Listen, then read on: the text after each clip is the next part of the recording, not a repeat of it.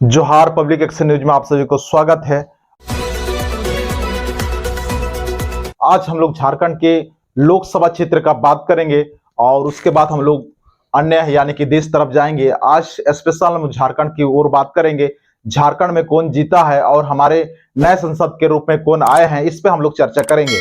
सबसे पहली बात यह है कि हम लोग जिस प्रकार से देख रहे थे कि यहाँ पे झारखंड में लोकसभा यानी कि काफी तेज तरार हुआ और काफी जो जिस हिसाब से पिछले बार बीजेपी को यानी कि 12 सीट मिला था और गठबंधन को सिर्फ 2 सीट मिला था, आपकी बार वैसे नहीं है। आपकी बार बीजेपी को यानी कि एनडीए गठबंधन को एनडीए को आपका 9 सीट मिला और जिस हिसाब से इंडिया गठबंधन को 5 सीट मिला। ये देखने वाली बात है कि ये किस प्रकार से हुआ और झारखंड का ये में तो सबसे पहले हम लोग बात करेंगे और इसमें जेबी केसेस का भी हम लोग बात करेंगे कि जेबी केसेस का इस बार का क्या हुआ और जेबी केसेस का इस बार रणनीति क्या होगा। आपस में हम लोग सोशल मीडिया को देखते हैं और जयराम महतो का बात सुनते हैं तो किस प्रकार से रणनीति तय होता है, इस पर हम लोग विचार विमर्श करते हैं। सबसे पहले हम लोग देखते हैं कि रांची की ओर देखते हैं। रांची में पहले भी संजय सेठ था, अभी भी संजय सेठ है। राजमहल की ओर जाते हैं तो पहले भी विजय कुमार हंसदा था, अभी भी विजय कुमार हंसदा है। और गिरिडीह में हम लोग जाते हैं, वहां पे कांटे का टक्कर था, यानी कि जिस प्रकार से चंद्र प्रकाश चौधरी थे, अभी भी चंद्र प्रकाश चौधरी है। और सिंहभूम में उलटफेर है, पहले था यानी कि चाईबासा से यानी कि सिंहभूम सीट से यानी कि श्रीमती गीता कोड़ा थी, अब है सिंहभूम सीट से श्रीमती जोबा माझी, इसमें उलटफेर हुआ है। और गोड्डा में हम लोग निशिकांत दुबे पहले भी थे, अभी भी इस बार निशिकांत दुबे है। चतरा से कालीचरण सिंह है और खूंटी से बदलाव हुआ है। पहले खूंटी लोकसभा क्षेत्र से अर्जुन मुंडा हुआ करते थे सांसद, अब अर्जुन मुंडा देखा जाए तो हार गए हैं और वहां पे कालीचरण मुंडा बनाए गए हैं। और जिस हिसाब से हम लोग देखकर लोहरदगा से भी हम लोग देखते हैं उलटफेर है। दुमका से भी हम लोग देखते हैं कि या जेएमएम को मिला है। और कोडरामा से भी अन्नापूर्ण देवी है और धनबाद से डुल्लू मातो। और जिस प्रकार से हम लोग जमशेदपुर की ओर देखते हैं, जमशेदपुर एक काफी नामी सीट है या काफी ये सीट रहता है हमेशा, तो हम लोग पहले भी विद्युत बरण महतो था और अभी भी विद्युत बरण महतो है। और पलामू से हम लोग देखते हैं विष्णु दयाल जी है और वो बीजेपी से है।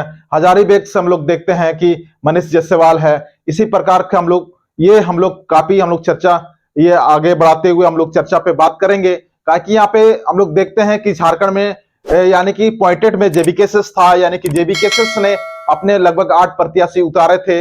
यानी 8 प्रत्याशी उतारने का बात करने के बाद में 8 प्रत्याशी नहीं उतार पाए, लेकिन जेबी केसेस ने 6 प्रत्याशी उतारे। 6 प्रत्याशी में हम लोग देखते हैं कि सबसे हाईएस्ट में जिस प्रकार से हम लोग सबसे पहले कहां उतारे थे, इस पर हम लोग बात करेंगे। जेबी केसेस उतारे थे गिरिडीह, हजारीबाग, रांची, सिंहभूम और धनबाद कोडरामा। ये आपका 6 जो लोकसभा है, 6 लोकसभा से उतारे थे। और जिस प्रकार से यानी कि जयराम महतो ने कहा था कि सिर्फ 2 सीट हमें दे दो, और यानी कि भारत के या लोकसभा में जिस प्रकार से हम लोग का लोकसभा संसद होता है उसमें ऐसे गरजेंगे कि यहाँ का खनिज के संपदा पे बात होगी, 40 मिनट का समय मांगेंगे। लेकिन उसका जो प्लानिंग था जेबी केसेस का यानी कि जयराम महतो का प्लानिंग पे यानी कि जनता ने पानी फेर दिया। लेकिन ऐसे बात नहीं है, पानी फेरा नहीं है, ऐसे बात नहीं है कि गिरिडीह से जयराम महतो को बिल्कुल वोट नहीं मिला, जमानत जब्त हुआ, ऐसे भी बिल्कुल भी बात नहीं है। और सबसे पहले बात यह कि जयराम महतो को अच्छा खासा वोट मिला था, 3 लाख प्लस यानी कि 3,47,000 वोट मिला है। तो हम लोग देखते हैं गिरिडीह की जनता ने काफी यानी कि जो हारा उसको भी 3 लाख प्लस ही मिला है, जो यानी कि जयराम महतो को भी मिला है। तो जयराम महतो 3rd पोजीशन में रहे हैं। तो देखा जाए तो पहला पार्टी है उस हिसाब से ठीक रहा। और हम लोग उसके बाद हम लोग देखते हैं उसका संजय मेहता जो हजारीबाग से चुनाव लड़ रहे थे, उनका भी हम लोग देखते हैं कि 1,57,000 वोट्स उन्होंने भी लाए हैं। और हम लोग देखते हैं रांची की ओर जाते हैं, रांची में देवेंद्र महतो जी युवा नेता लड़ रहे थे और देवेंद्र महतो जी भी 1,32,647 वोट लेके आए थे। और हम लोग जाते हैं सिंहभूम की ओर, दामोदर हंसदा जी वो भी पहले सामाजिक में थे और तुरंत राजनीति में आए, फिर भी उन्होंने 44,000 वोट लेकर आए, ये भी बहुत बड़ा बात होता है। फिर हम लोग धनबाद की ओर जाते हैं तो इकबाल अंसारी यानी कि 79 यानी कि 79,000 वोट लेके आए हैं। और कोडरामा आपको मनोज यादव को देखते हैं तो 28,000 वोट लेके आते हैं। तो ये वोट मायने रखता है जेबी केसेस के लिए भी। और यहाँ झारखंड में जो तीसरा विकल्प के जिस रूप से उभर रहे थे जेबी केसेस, लेकिन कोशिश कर रहे थे कि कहीं एक संसद या दो संसद अगर जीत जाते हैं तो ये झारखंड का हलचल तेज होने था, जिस प्रकार से बदलाव होने का था अब हुआ। फिर से शायद हम लोग को ऐसा लगता है कि जनता की गूंज जिस प्रकार से जयराम मातो गिरिडीह का अपना वहां से लोकसभा चुनाव लड़ रहे थे, जिस हिसाब से गिरिडीह के जनता ने सोचा होगा इस बार हम लोग मोदी को जिताएंगे, इस बार हम लोग यानी कि चौधरी जी को जिताएंगे, इस प्रकार चंद्र प्रकाश चौधरी को उन्होंने वोट किया। तो शायद ये जयराम का मातो का बात जिस प्रकार से बूथ कमेटी तक पहुंचना चाहिए था, बूथ कमेटी मजबूत नहीं होने के कारण शायद जयराम मातो पिछड़ गए और जीत की ओर अग्रसर नहीं हुए। तो हम लोग इस पर देखते हैं कि जयराम मातो आगे क्या करते हैं, आगे उनका हौसला। अभी देख रहे हैं कि सभी जेवीकेएस के लोगों से जिस प्रकार से बातें हो रही है, अभी वो लोग 4-5 दिन थोड़ा सा अपसेट है, हो सकता है फिर से वो लोग आगे की ओर निकलेंगे। और जेवीकेएस को जिस प्रकार से संदेश दे रहे हैं जयराम मातो ने, कि बोल रहे हैं कि ये हार जीत लगे रहता है, हम लोग हारे नहीं है, हम लोग जीते हैं, 3 लाख प्लस वोट हम लेके आए हैं, यानी कि सबसे ज्यादा यानी कि वोट लाए हैं। अगर निर्दलीय होकर 3 लाख लेके आए हैं और गठबंधन सारे मिलाकर 3 लाख वोट लेके आए तो हम लोग उसका बराबरी में लगभग आ चुके हैं। ये संदेश अपना दे रहे हैं। आप लोग जयराम के प्रति क्या सोचते हैं?